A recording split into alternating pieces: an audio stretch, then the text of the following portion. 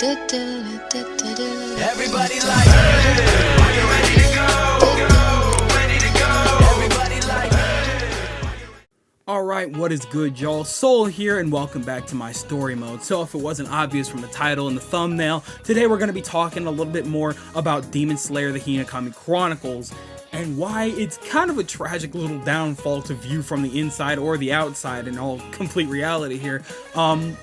If you've seen on my channel, I've done just quite a bit of Demon Slayer Hinokami Chronicles content, whether it be just straight up gameplay of me playing online, or of just, doing some breakdowns and things like that, or just, doing a general review. I have an entire review up of the game, of things that I like, things that I don't like, yada yada yada, things like that. So, yeah, this isn't a review of any kind. This is just kind of like a, wow, this is kind of tragic, because from the last couple months that the game has been out, it's just been downhill. Like, truly, it really has. Like, I've never seen a game fall down that hard like that, especially one that's been hyped up for the past, year or two before it even came out. And maybe I'm just being dramatic about it, but this is just based on what I've seen from, different people. I've heard talk about the game and Twitter and things like that, and it's just kind of tragic to see. So why don't we talk a little bit about why there's a little bit of a tragic downfall here, okay? So for starters here, let's kind of address some of the problems that we've seen, all right? For the first biggest thing is obviously the fact that it's stupid repetitive, okay? The game is dummy repetitive, not like, your generic fighting game. It's even more so. And that's because of its quote-unquote defensive options. You'll go into a battle and you'll fight and everything like that, and you can get some good blocks in, but you have to be really careful, because once you're locked into a combo, you can get locked into a combo and not get out for a good majority of your health. And it's just a lot of waiting. It's almost like a cutscene. Okay, like at least in games like Smash or even the other Naruto games, there are other escape options or defensive options. In Demon Slayer, there is no escape. You just sit there and wait for the entire combo to be over, and it's very frustrating to see that. All right, so you're just sitting there a lot of the time, and it's very frustrating, and that could really ruin a lot of the fun. It could take a lot of the fun out of the gameplay, because even back in my gameplay videos, if you see a couple videos back here, I'm just playing and I'll just trap somebody in a combo, or they trap me in a combo until somebody dies. It's literally that simple and that repetitive, which is why it could be considered a little bit of a problem. That's why a good portion of my friends definitely fell off. That's why I fell off kind of a little hard, to be honest with you. I had as much fun as I could with it, but after a little while, it's just like, all right, this is getting old, okay? So that's one of the huge things. Another thing is that the modes are super limited as hell, okay? Not only are the battles already repetitive, but you only have a couple of things to do, which is simply story mode and online battles.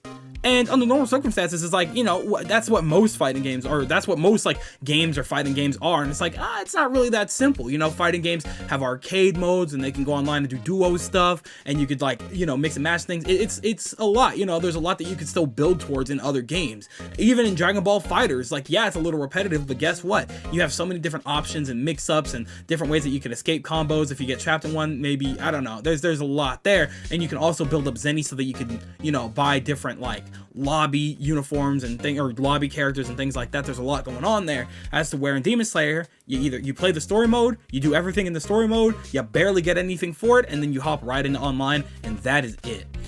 And I don't know how long they expected that very basic setup to hold us over for, but it already didn't do very much of a good job, because I've already seen plenty of people fall off very hard. It got stupid repetitive very fast to do those two things, and then the one thing.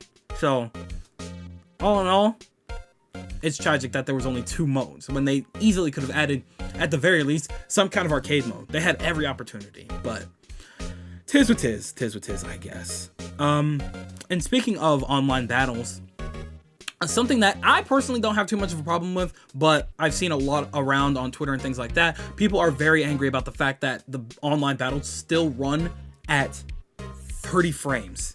Now, from what I've seen, people find that really annoying, because they were able to give out an update that made the regular story mode run in 60 frames.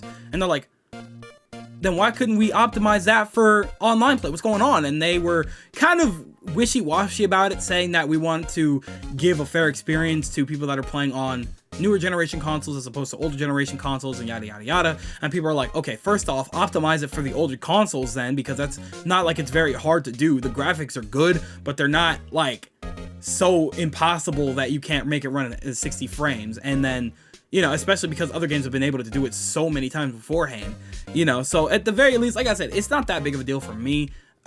It's just, it is very weird, and it doesn't really make any sense as to why they can't just give that update out. But maybe there's more to it than I even realize. Maybe you guys can, you know, update me on that. Please, by all means, just explain it to me. The next thing is that so far the characters, very mid.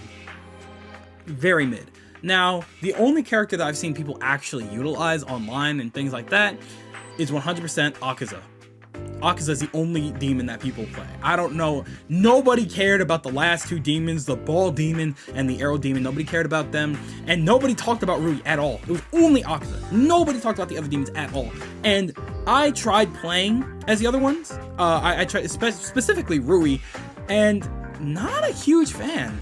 Not a huge fan. The only one that's kind of mildly fun is Akaza, but even then, he's mad slow. Like, I don't know. Maybe I'm just not feeling the demons at all right now. But either way, so far, the characters they have added, pretty mid. And I can't get too mad at that because, you know, they were free characters, and I very much appreciate the work and effort that they put into adding these characters for us. But at the same time, it's just like, why did we withhold these characters when we could have given the game a little more time to develop, and then you could have just had these characters in the base roster? I don't know. Maybe there's something that I'm missing there, but for the most part, I think that they had no real excuse not to have these characters in to begin with, and adding them as late as you did kind of killed them for you, because now nobody's really playing as them anyway. So it's a little bit of a mixed bag with that one, but me personally, not too crazy, not too crazy. And then, based on the feedback, I'm not really feeling too safe about the longevity of the game. The game's life cycle is very weak right now, considering the fact that 90% of the time, anytime this game gets any kind of update or anything on Twitter, Instagram, whatever, it usually ends in negative responses. And first off, props to the person running the Twitter, or props to the social media runner, because they have responded to everything, positive and negative, regarding the game. Okay, they have responded to everything. They try to explain to the best of their abilities what's going on, why certain things can't happen, and yada yada yada. Sometimes it's a little iffy, and sometimes it doesn't really make complete sense as to why some things can't happen, but they do try to explain it the best way they can instead of ignoring people. And you know what? Props to them for that. Very, very good on them. But at the same time, it's really tragic that even with their explanations and, you know, what they're trying to do, people are just, it's just negative. It's just negative, and it's sad. It truly is. Like, I haven't seen anybody make a video on this game in forever, and when it is, it's not really it's nothing usually like praising the game or anything like that. And then any kind of feedback regarding the game that I've seen on any form of social media, just wrecked, just completely wrecked. So it's a mess right now. I really don't know how safe I feel about the longevity of this game.